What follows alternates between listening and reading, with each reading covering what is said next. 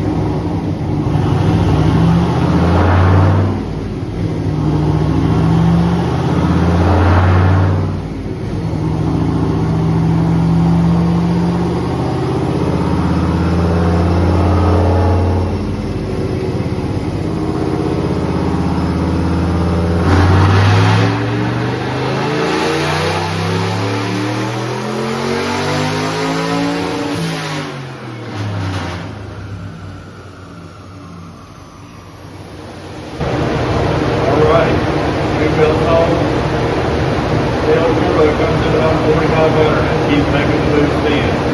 So got a good 11.5 amp arm. I just bumped it to 11.8, went from 14 degrees of time to 16.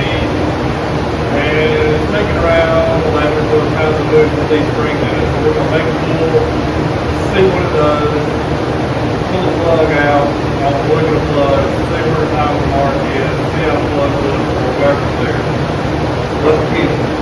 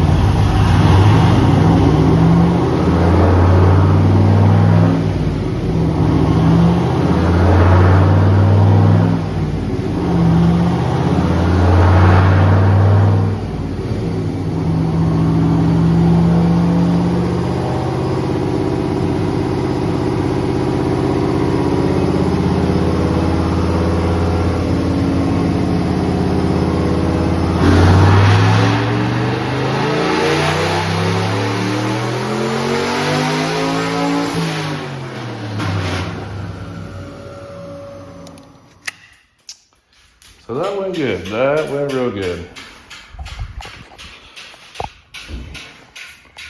So 2 degrees of timing, jump from 578 to 611. So you can see the AFR was a little leaner that time. So I think we're getting close. You start adding 2 degrees of timing and you're only picking up 5 or 6 or 1 or 2. You're at the end of where it wants to be. And I laid out a little early that time, try not to get on the fuel cut. So I'm gonna pull the plug out, see how it looks. So I can sneak a little bit more time in this thing and have a hot rod. The old Ford F100 that could with a Chevrolet motor, guys. I already posted a short little video and the comment was not very nice the gentleman put on there. The purists are not happy with this, and we don't care. So as you know, people build stuff, you work the bugs out. I told you I was fixing to pull a plug out of this thing and look at it, and I noticed something. I think we got a lot more power on the table here. Take a peek down here. That little clamp. There's a lot of boost that could be going right out of that. I think we're fixing to really turn this thing up.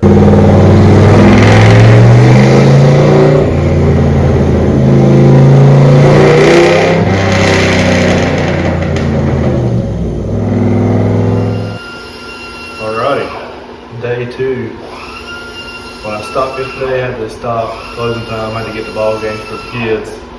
I was gonna pull a plug to see how it looked. And then I noticed the clamp was off on the intake. I thought, we might be losing some boost there. The guy said he's got 18-pound springs in the wastegate and is only making 10 or 12. So fixed the clamp, pulled the plug, and the thing had the stock plugs gapped like 39 thousandths. And I was like, wow, wish I would have known about that. So we got some NGKs, gapped them 26,000, put them in there, fixed the clamp, and still making around 12 pounds of boost. So that's just all the gate's gonna make with this spring combo on this combo. So now we're gonna start creeping the timing back into it. I'll pull a plug, read it, see what it looks like. Hopefully it'll be 650, maybe lean on it real hard, 700 to the back tire out of a little 5.3 combo with a big turbo on it. So nothing to be ashamed of here.